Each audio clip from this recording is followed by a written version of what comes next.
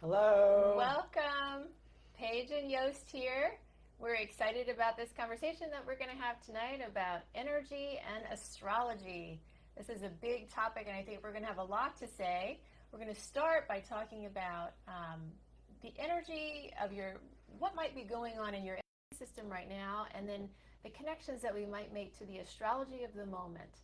So this should be a lot of fun. We definitely welcome your comments and questions. Join in the conversation if you're here with us. And if you're watching this after the fact, do post your comments and questions and we'll get back to you. You can reach out to each of us separately or just post them right here in the event. And we will be doing this again, so we'll see how this goes, but I think that we'll do quite a few of these in the future. And so if you'd like to be kept abreast of those, do follow us here on Facebook and on YouTube, because there's a possibility that we may move this to YouTube in the future. All right. So the first thing I want to do is, it looks like we've got a few people. Hey, Liz. So I'm going to go ahead and minimize our screen here. Just bear with us for just a sec. Okay, great. There are the comments right there. Excellent. All right. So again, if you're here, say hello. We want to know that you're here. Hi, Susan. Hi, Susan. From BC. Nice. All the way from Canada. Yeah, great. Okay, so, and if you all have questions, specific questions along the way, please do post them. So I'm going to start out by asking Jost a few things about some things that I've been noticing.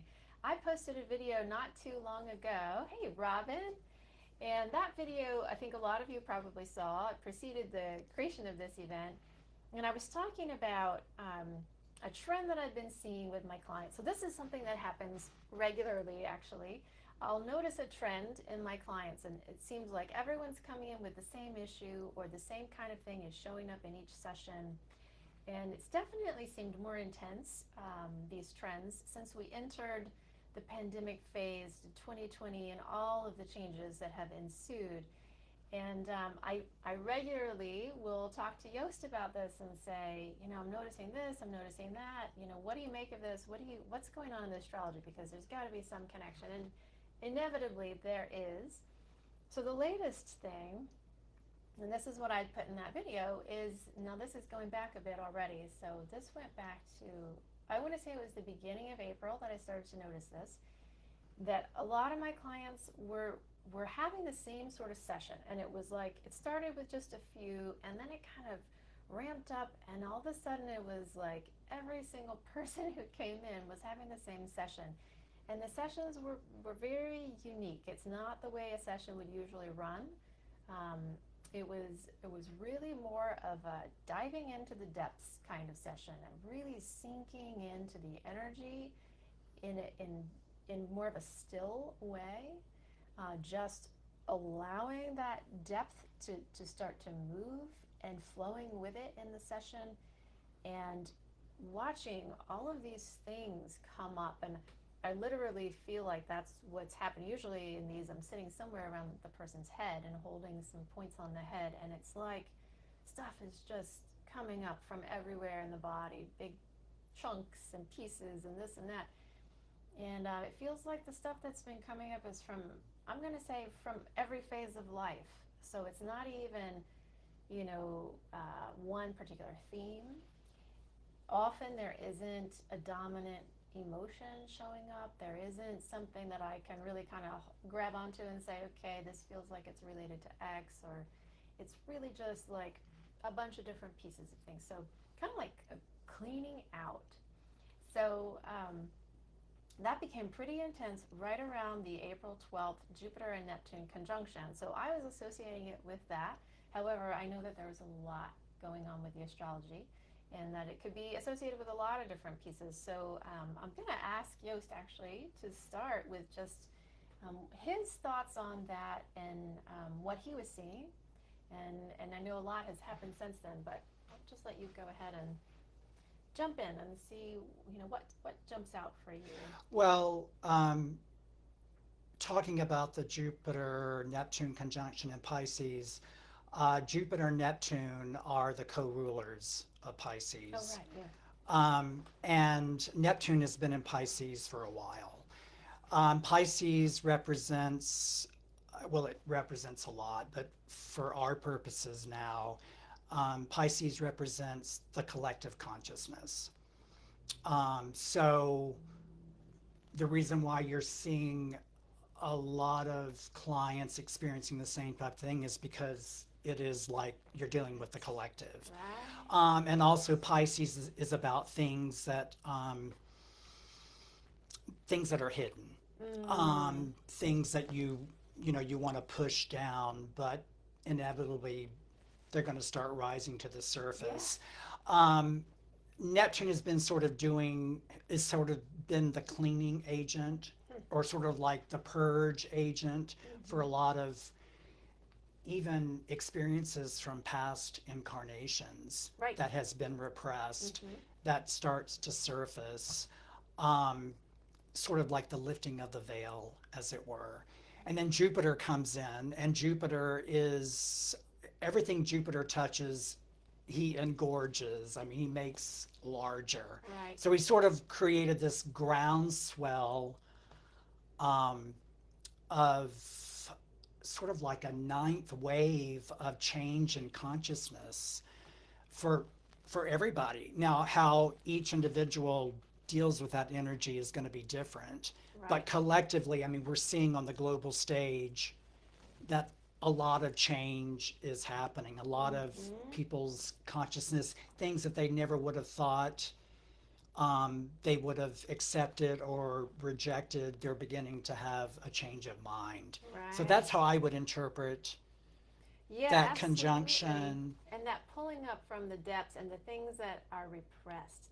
That piece really stands out to me, because what it felt like to me was that these were pieces that were not identifiable. I think that's been a key thing for me, is that they weren't easily, they didn't have like labels on them or specific identifiers. They just were these things. That's what it felt like. And then people, as a response, would have this,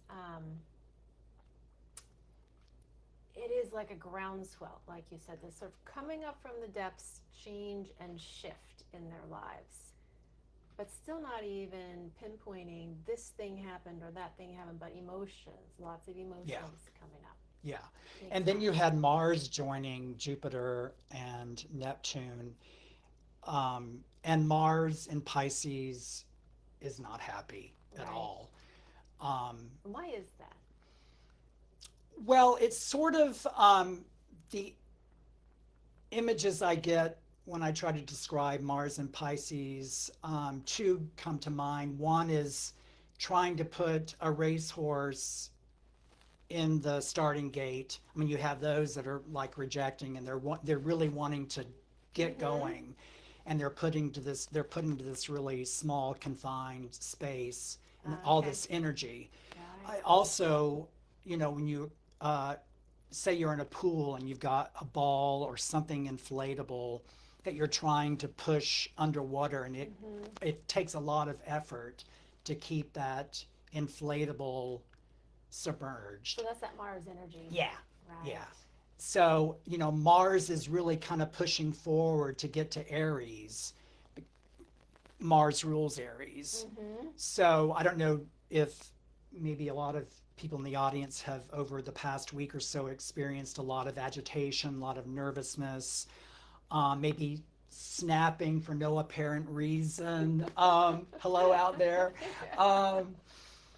That's because Mars was at the final degrees of Pisces, like the critical degrees of the zodiac, because Pisces is the final sign of the zodiacal mandala. And with Mars being at the final degrees, I mean, that's the end of the 360-degree circle.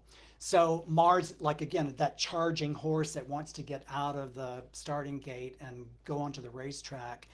That's why there's been a lot of that nervous, agitated energy, especially probably around, the beginning of this week.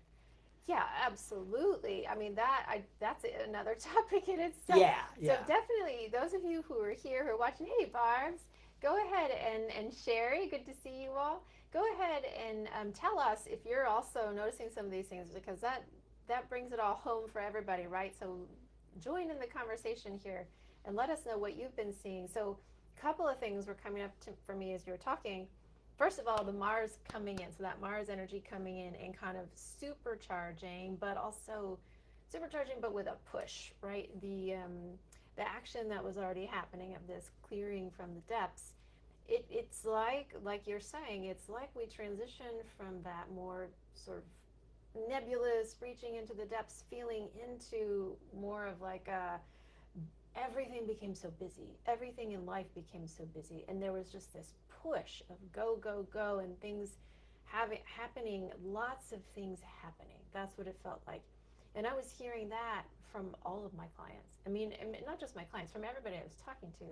I'm going to say these past 2 weeks, it has felt like that has just amped up to where everything got so busy, and everyone was just like, when is it going to stop? Like, It's we need not. a break. We're just I need getting a cranked up. break. So. Oh no.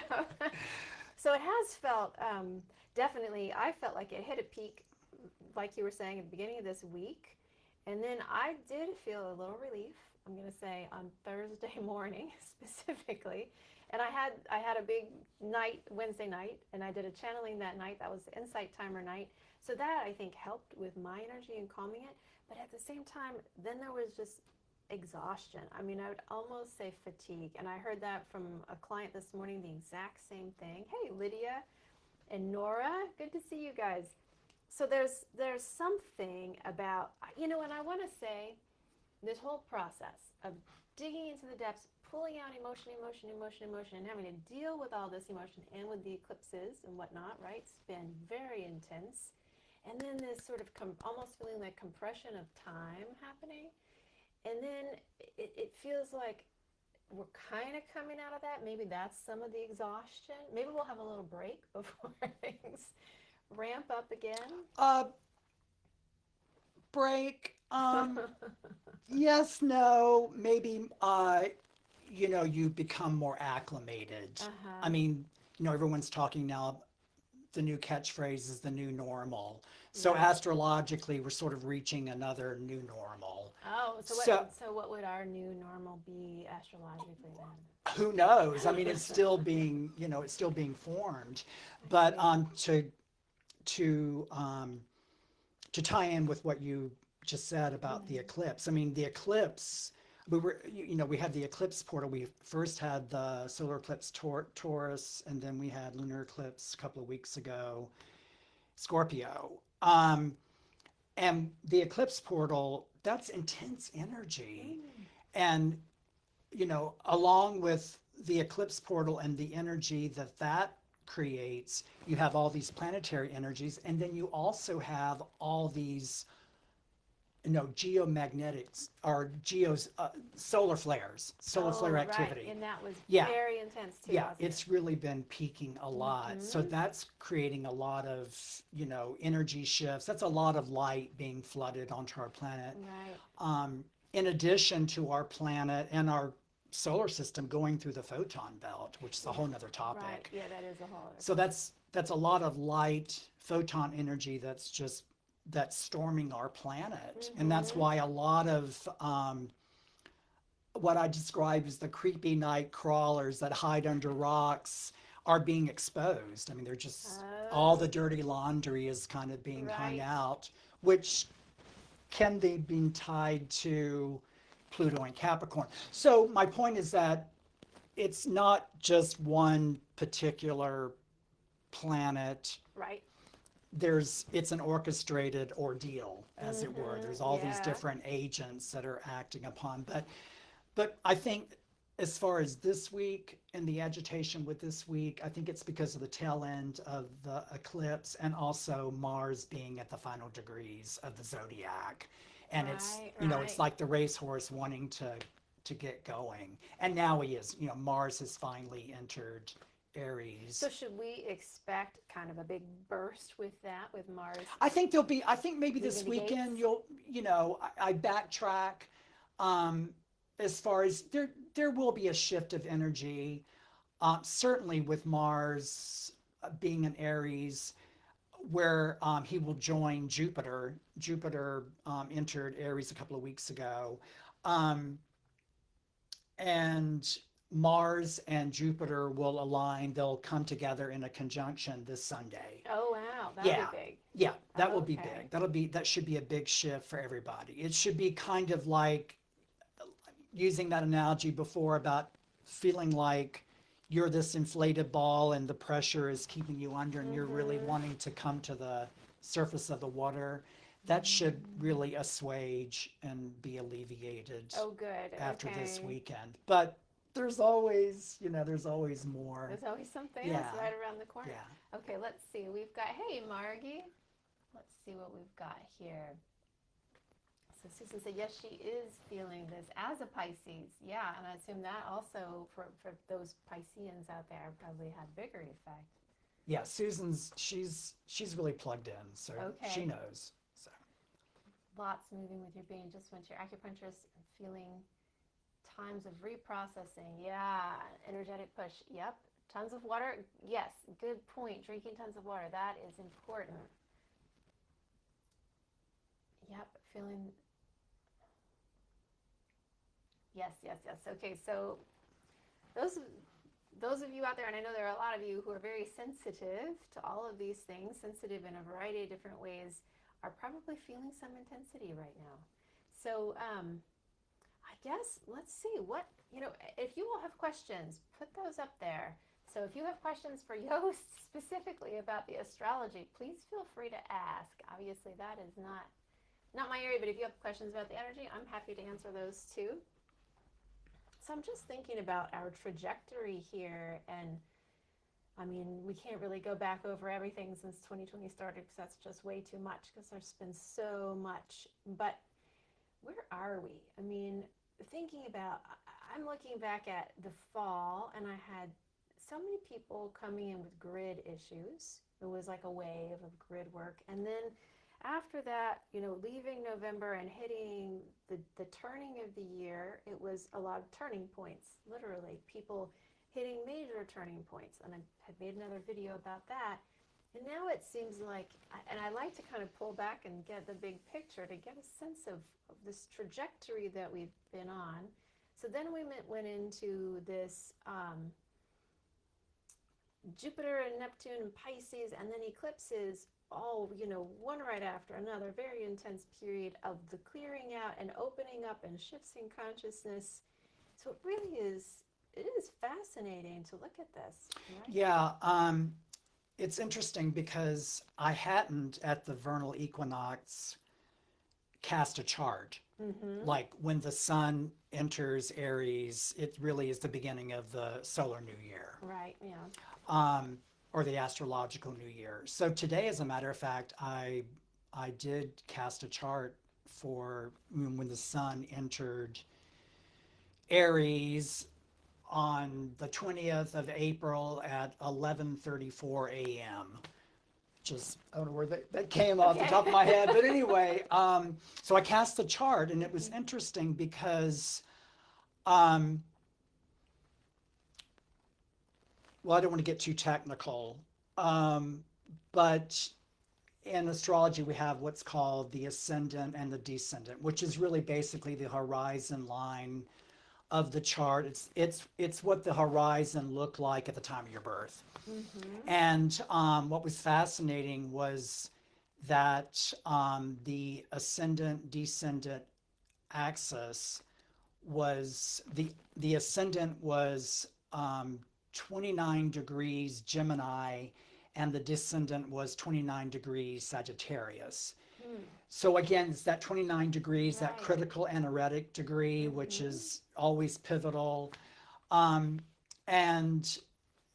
the Gemini Sagittarius axis, that's the lower mind and the higher mind.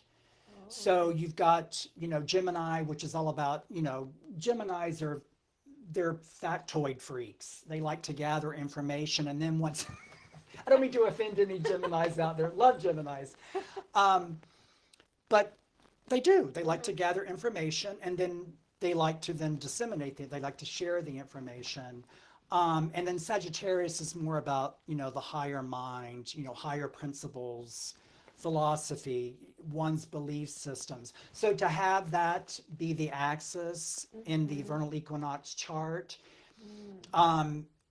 this is a time, this solar new year, the way I interpret it, is there's going to be tremendous shifts in consciousness.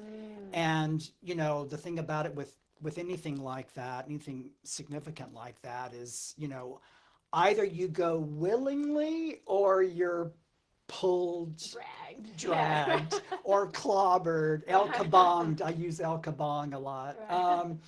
So yeah, I think that's like one of the major things, and I think we're already beginning to kind of see that. And unfortunately, the cosmos is non-judgmental. It is what it is. So even with that horrific incident that happened in Texas, that really is all part of the process. It's all part of kind of like helping us graduate our consciousness to higher levels, even through tragedy and horrific incidences. How else sometimes can we kind of get the point unless we're clobbered over the head? Yeah, with it. absolutely. I remember, gosh, this goes way back. This was 2004 in the tsunami. Yes. I remember reading some channeled pieces, and I can't remember who the entity was that was being channeled, but they were saying that that there's a reason, obviously, behind everything, every event, and that event generated massive waves of compassion. Yeah. That we needed so badly at that time to move through the fields of humanity and consciousness and create more shifts. So Now it's interesting that you should bring that up. Oh, really? Because it all connecting dots. I love to do. Yeah. 9/11. Yeah. And the 2004 tsunami were actually connected because the moon was at 28 degrees Gemini at the times of both those incidences. And to go back to what I referred to, the the vernal equinox chart, with the ascendant being at 29 degrees Gemini. So it's only 1 degree separation. Yeah. My point is that 28 degrees Gemini is traditionally a malefic degree. Oh, really? Yeah. I'm sorry, it escapes me. There's sort of a malefic star that sits at that degree, and it escapes me right now. But anyway, that's the reason why that whenever the moon or a planet is at that particular degree, it does kind of create explosive situations, but explosions that create an awakening out of the tragedy, through global compassion, for the lives lost. Right. So which we have a lot of right now, actually. Yeah. With Ukraine and everything that's happening there. So it's good to maintain that perspective, right? That everything is moving us forward ultimately. And that I liked what you said, the cosmos is not judgmental. I think that's a really good thing to remember. Right? Yeah, I mean, events happen. I mean, yeah. It's something that I have to constantly remind myself. I mean, whatever happens in one's life or happens collectively, it is what it is. I mean, and it's we're always moving, we're always becoming, we're always evolving. So, whatever happens is really just, I mean, I don't mean to sound so insensitive, but it really is just a stepping stone to get us to the next step. Yeah. Yeah. I did want to, because this sort of ties in the energy of astrology, I don't know if in your clients, if people are experiencing foundational issues, like the center of their being is Oh, good question. So tell me more about Well, the reason why I ask is because, take for example, Mars. Mars rules the root chakra. Well, I also think Pluto kind of rules the root chakra as well. But anyway, Mars traditionally rules Muladhara, or the root chakra. Mm-hmm. So with Mars doing what it was doing, especially recently in Pisces, um, a lot of people's foundational center, their center of gravity, they they probably have been feeling like the earth really is moving underneath their feet. I mean, there's just this sense of like, Yeah. Mm-hmm. yeah, I think that's accurate. Yeah, I would say I'm just thinking about sessions, and definitely a few people are jumping to mind. But yes. are any of you experiencing Yeah, go that? ahead and let us know if you're feeling like the foundation is shifting. Would that be a good way to put it? Yeah, it is shifting. Well, it was a little. When I referred to Mars being in Pisces, Mars, like I said before, is not happy in Pisces. Mm-hmm. So there's that sort of like feeling like you're walking through a fog bank in a minefield with a paper bag over your head and there's no peepholes. And so you're kind of like, doing this to kind of, make your way forward, and you Right. don't. And then there's like, seismic tremens on top of that. We're just like, things are kind of shaky. I definitely relate to that myself. Like, I feel like for me, I'm going to say it's been over this last month, but it became a lot more intense. There's just some aspect of that, of just like keeping going and not really knowing what's coming next. And it feels like everything is shifting and changing. And it just feels like, just around the world, there's just this kind of, yeah. And Susan is saying trance like. I think that, Yeah. yes, exactly. And, that's interesting because I was telling Yost earlier, in these last couple weeks, another thing that stood out with people is amidst the busyness and then leading into fatigue, there was also this sense of not really feeling like themselves. And I felt that way too. Just even at times, and this sounds kind of crazy, my vision was blurry. Just different things that didn't feel normal and didn't feel like me. And it, like what you're saying, it's just this sort of like keep going, not sure what's happening feeling. Well, if you think in terms of Mars being the ruler of Aries, and Aries rules anything to do with the head, the eyes, the brain, the pineal center, and Pisces is going to sort of punctuate that kind of nebulousness, and with Neptune there, it kind of even further punctuates that. But the thing about it is, if you look at it from a higher dimension, which Neptune and Pisces is really trying to get us to do, is to look beyond what may be gaslighting us, as it were. To look beyond the veils and to really see the higher truths of situations.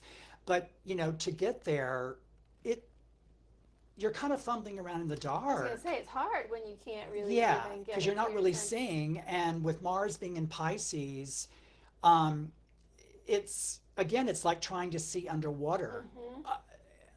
Really turgid water that's like really dark and opaque, and you can't really see. So I think that might help That definitely explain. sounds a bit like, yeah, I would say that's it. And hey Tama, feels like being at the beach and standing in the water, feeling the sand shift below your feet. Yeah. That's Absolutely. a good way of putting it. Yeah. Those currents pushing and pulling. Yeah. So fascinating. Gosh, I was just thinking something else and I lost it. Maybe it'll come back. So then what else? What's next? I guess that's Well, the thing about it is, I think we have enough on our plate right now. The thing about it is that when clients come to me and they ask me certain questions, or why is this, why that, it's like, well, the thing about it is that we all have heard the cliche, when the bull hits the china shop. Yeah. The thing about it is that, of course, when it's happening, it is calamitous, but it's the aftermath. It's like after it's happened, then you're having to like look at all the broken china and the porcelain. I mean, you're having to clean up the mess. Yeah. So we're still dealing with some really powerful planetary activity that was happening like 2015, 2016. Oh, wow. Yeah, 2014 to 2016. I mean, we had the epical Uranus Pluto square, um, which I think we're still reeling from. I mean, a lot of this is just that we're experiencing now, even though there have been current contemporary aspects that have been happening that are very powerful. We're still experiencing the blowback from that because that was really powerful. Yeah. And so we're still having to kind of acclimate to, again, because talk about a bull, storming the china shop. That certainly was one of those aspects. Do you want to give just a brief explanation for anyone who wasn't aware of that or didn't really doesn't know what that means? Just a maybe bottom line. Well, if that's maybe possible. That's kind of a big. Do you have like 3 hours? I think probably the easiest way to explain would be during the turbulent 60s, like 65, 66, 67. And we all know that was like the height of the Vietnam War. That was when women's libs started getting traction, gay liberation. Also became much more aware of ecology and earth sustainability, equal rights. All those things were happening when Uranus and Pluto were conjunct in Virgo. And so it took, 40 years later for them to, as they were moving, for them to then form a square, which is a 90-degree angle. So it's like a square off when two strong entities square off and they're kind of fighting to kind of create some sort of compromise, right, as it were. So if you think back in terms of maybe in your own life, or just if you can remember like news events in 2014, 2015, there was a lot of, to be tame, a lot of disquietude that was happening during that period. Yeah, right. So, and the thing about it, those themes that I just brought up as far as, women's rights, gay rights, the ecology, as we're seeing now, those themes have come back around. Yeah, I was just thinking that. Yeah, like they're all front and center again. And they're really seeking resolution. Yes. So, right. And move forward. They're seeking that shift, a big shift. Absolutely. Right. Absolutely. That is so fascinating. Yeah, absolutely. And that period, I can definitely relate to that as being a very turbulent time. Yeah. Yeah, not a very fun time from my recollection. Let's see, Susan. Feeling like the Twilight Zone. Yeah. Jost, thank you for explaining the body parts. Yes, that is very helpful. What are your feelings, Jost, about alternative timelines and more? Now, Susan, that's right up my alley, but you also know that that's a big topic. But I will say that, especially with the activity with Neptune still in Pisces, we're seeing a lot of alternate timelines, past, present, future selves. All these timelines are sort of converging. Wow. So this is it's like we're really kind of experiencing, everyone, we've heard that time is now. There's not really past, present, and future. Right. It's all happening right now. It's just, time is a construct, and it is, and it can be engineered and played with, as we see. But I do think that a lot of these timelines are beginning to intersect and converge. And who knows? I mean, this is new territory for all of us. I mean, probably never before in the history of mankind, humankind has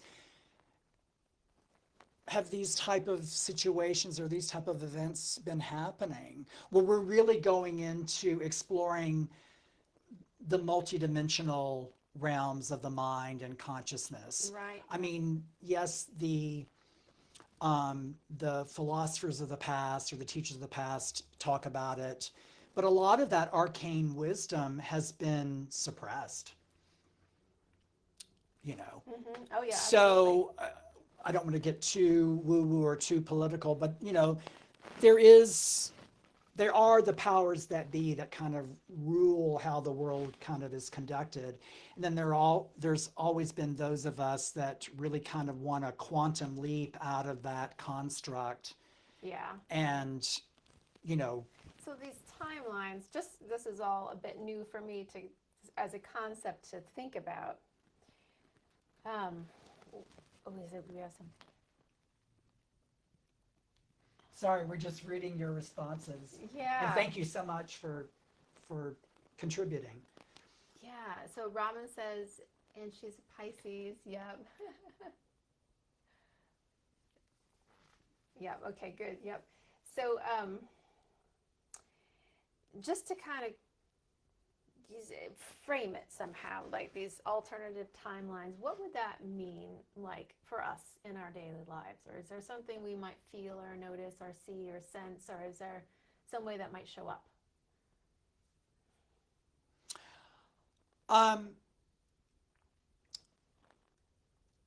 I think probably the only way that I can really explain is just from my own experience. Yeah, and hopefully it will translate to others.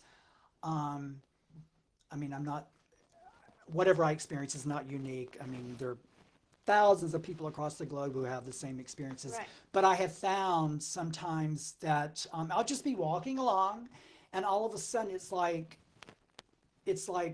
some sort of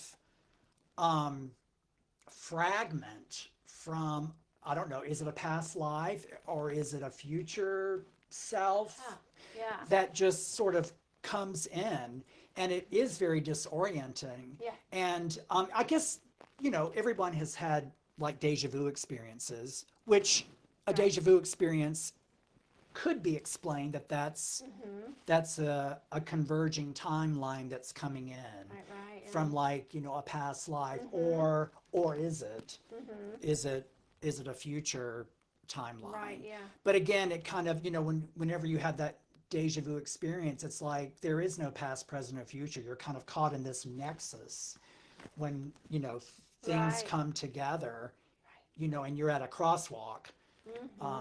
Does that kind of make sense? Yeah. And I'm just thinking, I know it seems like a couple of Yeah, people. Tama just said that she's experienced. It is sort of like a deja vu, isn't it? Yeah. Yep. Yeah. So some people that I've talked to recently have been commenting on, I want to say there was something about past lives coming up very strongly, like just intense experiences, like you're saying, kind of like suddenly being in there.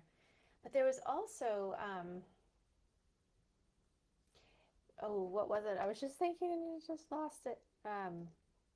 A couple people just were telling me about a couple of experiences they had where they felt like, and this might be the same or it might be different, where they felt like suddenly they'd kind of crossed into a different dimension. Yeah. Yeah. Yeah. But these were not necessarily time related, though, is what I'm thinking. One could have been because it wasn't clear.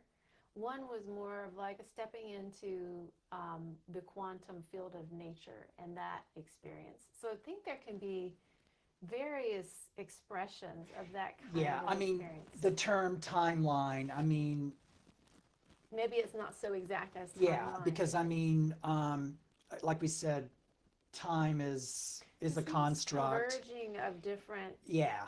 realities or fields, even something like that. Or, you know, like you mentioned before, dimensions. Yeah, right. Which really basically, I mean, you're holding a prism that has, you know, all these facets, and it's it's how you turn that one particular facet is illuminated. Right, yeah. But yet there are all those facets on the prism. Right. So it's just whatever, which way you kind of turn, that something is going to be illuminated. Right. Does that kind of makes, Yeah. does yeah. that make sense? Oh, Lydia is saying that happens to me in the shower. Maybe it's something to do with the water. So I say, what happens in the shower stays in the shower. Dimensional shifts happen in the shower. So it hasn't been disturbing, Miss Thomas saying. It hasn't been disturbing, more like comforting. Or yes, I know this, I can relate. And that's a really interesting point. It can be comforting. I think, I guess it depends on the person and how they experience it, what they're comfortable with, for one thing. Absolutely. I mean, Yeah. is that part of your soul's journey? I mean, do you want to go into this time right now is about, it really is a unique time in history. Although I have a feeling that, during, the height of the Egyptians, or, the more advanced civilizations, Atlantis, Lemuria, whatever, they experienced this. But, is it part of your soul's path to experience the higher dimensions of consciousness and to really kind of leave this 3D construct kind of behind? Well, that's so interesting that you say that, because I would say that has been a dominant theme in all of the channelings that I've done. So, I'm also a channel. I've been doing channelings pretty regularly since the beginning of 2020, first in small groups and now online and in larger format. And the consistent message is this pushing beyond the 3D, 4D, 5D, whatever we want to refer to it as, construct of our reality, and stepping into higher states. And this message about higher states has really been pushed a lot stronger. It went from just moving beyond, seeing yourself as more than, rising above, expanding into higher states of consciousness, but now it's like higher states, higher states. You can reach higher states. You don't have to be down in this. No. I had a teacher a long time ago who would say, why do you want to stay in the one-bedroom apartment when you can have the penthouse? Yeah, absolutely. I thought that was a great thing. Well, when you think, when you're on the ground floor, you only see this, whereas the higher up, when you have like an eagle's eye view of you get to see more. Oh, yeah. The higher you go. Oh, yeah, so absolutely. isn't that the ultimate purpose, is to see more? But the thing about it is that's we all have free will. Some and a lot don't want to go there. No, you're absolutely Yeah, they just don't want to go there. It's very frightening. It's very threatening. This is what the foundation safety, of what we talked about before, that foundational center. Yeah. That's so interesting. And I wonder if, and this is just speculation, if for those people who are very connected to that physical sense of safety and security, if they are feeling the shift in foundation in the same way, in what that experience is like. Because it seems like it would be pretty scary, pretty unsettling, disruptive, could cause a lot of conflict, could cause a lot of fear, right? Cause a lot of negative emotions to rise to the surface in a big way. So that's something. Which, for any healing to occur, the festered, pustulant boil, wherever it is, I'm sorry, I don't mean to be so, but it kind of is, it has to be lanced first and let all that just kind of ooze out. Right. And that's what I think is happening right now collectively, is that the pustulant boil is being lanced. And yes, it's ugly. But if you think in terms of, but this is the passport This is the passport to higher consciousness. Yeah, I So- mean, I think, yes, I think that that is absolutely right in my experience. How about you guys? Let's see, what do we have here? Did we miss one? Yep. Oh goodness, yeah, we need to go back. Hold on. We're scrolling Yeah, back we're to scrolling look back. at. We missed a lot of comments here. Yeah. Hold on. Okay, we saw that. Okay, and there's Tama. Yep, okay. CJ, hey CJ. I feel like I need lots and lots of rest. Yes, we were just talking about that, that it's been almost a sense of fatigue these last Yeah. few days. Yeah, CJ, I think that's probably the eclipse. I mean, you can feel like you're kind of going through a roto-rooter. Mm-hmm. Yeah, It's exhausting. it is exhausting. So hopefully, by after this weekend, you'll feel a shift. Yeah, hopefully that will pass. And so Susan is saying, as we're all on different energy levels, we are, it seems, more elevating consciousness towards evolving to higher realms. Yeah. Absolutely. Where so many of us feel comfortable in all going to these places within, without. Yep. Oh, yeah, absolutely. More towards elevating consciousness. Oops. And Tama, what has come forward has been incorporated into the here and now. Yep. This is all so good. Yes. Yes, Glad thank you you guys so are much for your joining in here, feedback yeah. and for your Oops. participation. Which has been very helpful in healing. Yeah, exactly. Many people of the past will fade away as one's consciousness rises to be with the like-minded indeed. Absolutely. And I think Witness that lots, yeah. that's kind of what the eclipse, how I interpreted the eclipse energy was really kind of all about, because the eclipses were on the Taurus and Scorpio axis, and in the solar chart, which is just the general chart for everybody, that's the second and eighth house axis. And the second house is about self-esteem and self-worth, and the eighth house is about the deep merge. It's also the house of transformation. It's also energy exchange. You know, how you are exchanging your energy with another or with another thing or whatever. Mhm. So I don't know about y'all, but I think a lot of us have been experiencing how, as we evolve and change, familiar people, even, you know, close friends, family, we're not in sync anymore. I mean, we've chosen to change and to go with the cosmic flow, as it were. And unfortunately, there are those that don't want to do that, and that's their free will choice. But yeah, a lot of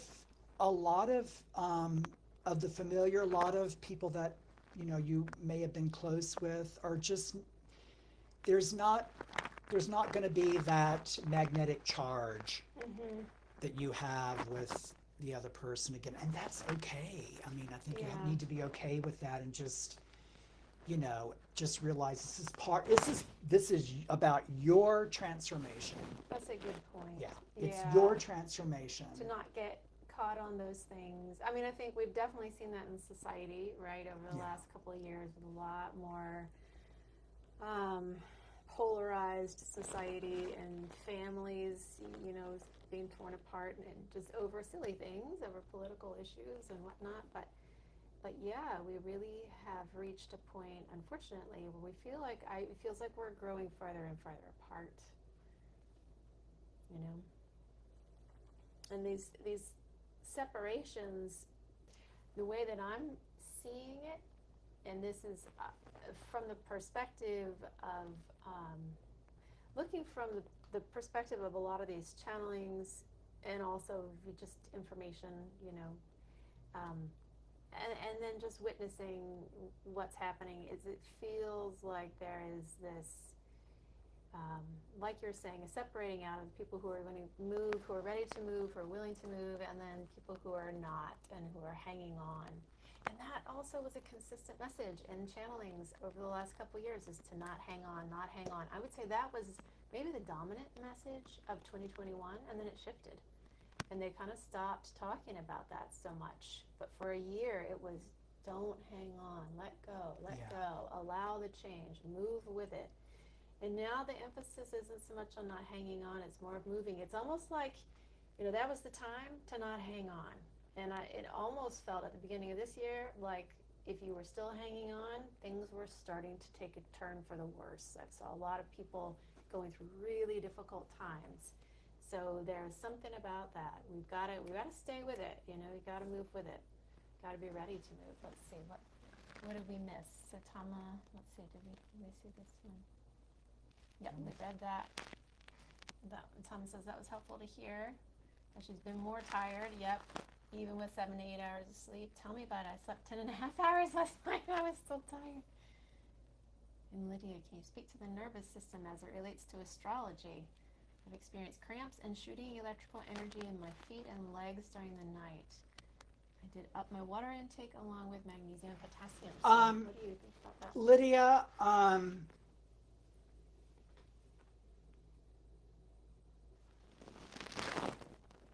okay, I don't want to assume anything, but is this a chronic condition, or is it something that has happened within the last few weeks? Because if it has happened within the last few weeks, I go back to, now how I interpret it, it goes back to all the activity in Pisces.